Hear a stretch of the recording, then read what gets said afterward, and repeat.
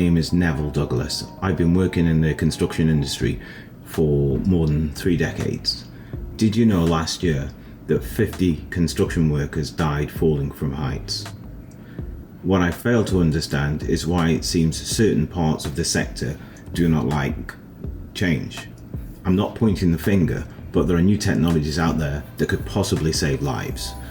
This video was created not to berate anyone or the construction industry, but just to highlight the struggles that I've had as a building surveyor trying to use new technologies in the construction industry.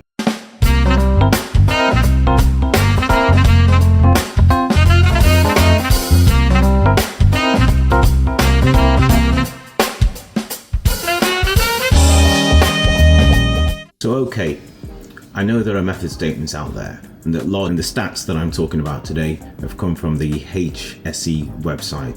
So what am I talking about? Well, I'm talking about drones.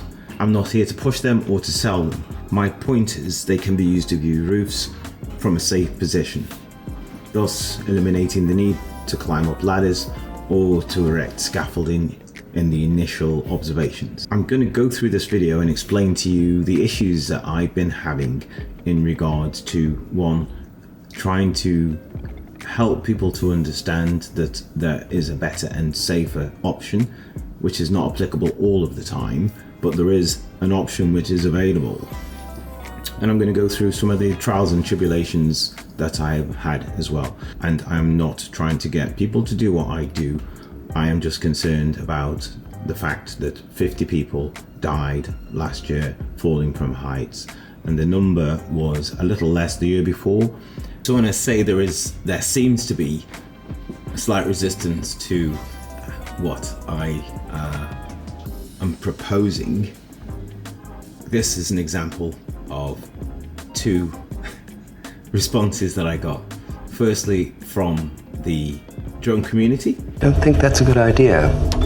Secondly, from the people that really I shouldn't have spoken to. So you see what we're up against. People don't seem to want to accept change, I suppose, as long as it doesn't affect them. But the people and the families that are affected probably wish that something was done before. I'm not saying that this would have stopped any of what has happened, but I do look and see that there are alternatives available. Some people say that health and safety go too far, and sometimes they do. But it is all for, 1, to stop people getting sued, and 2, to maintain life. Now, I know I'm going to get stick for this. I've been getting stick all the way through the process when I first started talking about drones in the first place. And so, yeah, I make no excuses for it. I've lost friends in the building industry myself. I've seen accidents happen. I've seen people had things fall on them, hit them on the head.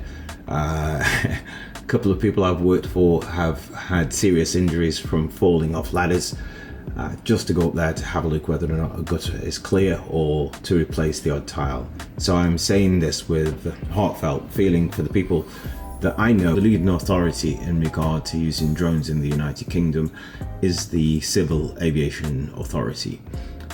Initially, when you purchase a drone, it is advised to go onto their website and have a look at the requirements in regards to the weight of the drone and any certification which is needed to fly the drone. Now, I know there's going to be people out there that are going to be saying, we've got free will, we can fly where we want, we can do what we want with a drone. It's a free country. I get that. Having said that, the Civil Aviation Authority have got a different view, and have got a different view on what is in the skies and what is allowed to be in the airway. And so my first hurdle was to register with the Civil Aviation Authority and deciding what was the best path, and also what was the right registration. This is bearing in mind I hadn't purchased a drone at this time. I knew nothing about drones, and I was not even aware of the weight category and how they were assessed. You can do it the other way around. Buy the drone first and then try and figure it out. I would say to you the best way to do it is to figure out what drone you're going to buy first, what the weight is, and what registrations you need. So after registering my drone, there are two routes that you can take. One is the A2C of C, and the other one is the GVC. So I eventually progressed from the A2C of C to the GVC.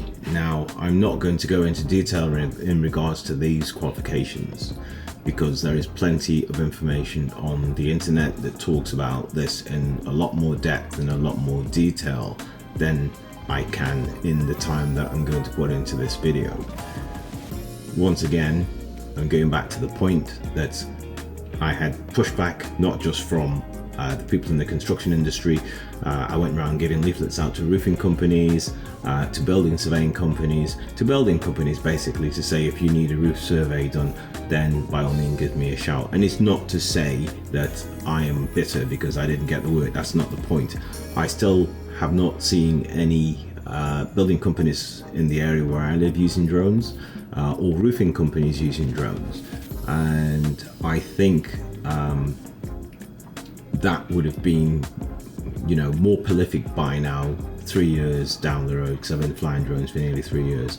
So I'm just wondering if anything's going to change and what needs to change.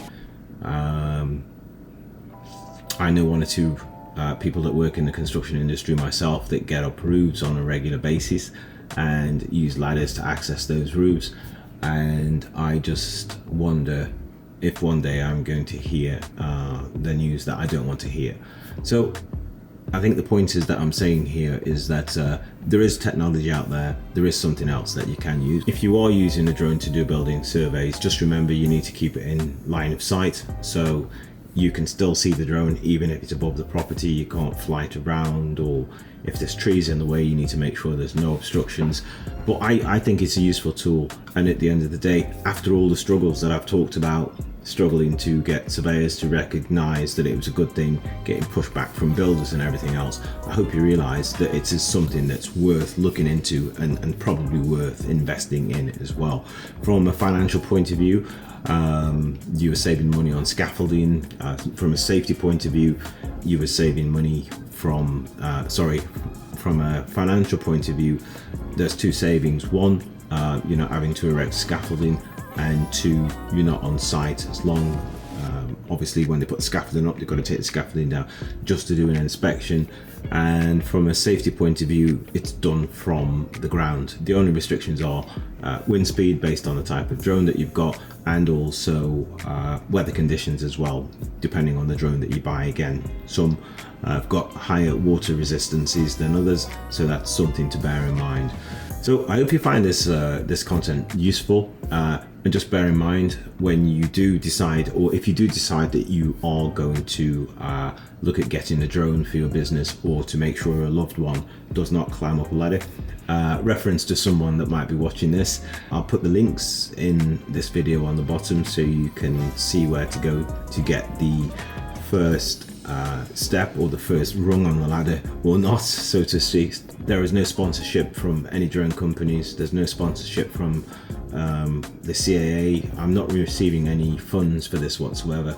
I'm just putting this out there to basically help people to move towards working safer, and hopefully in a few years time, when I look back on the CAA's website, might be able to look at that and think, well, okay, some of these people did take on the content and have started using drones, and the fatalities are coming down. I think as more and more individuals, smaller firms, realize that it's going to be quicker and safer for them to be using drones, and also financially cheaper, because they haven't got to set up scaffolding, and they haven't got to be erecting ladders and climbing up a ladder to have a look at the roof condition. My name is Neville Douglas. I'm done.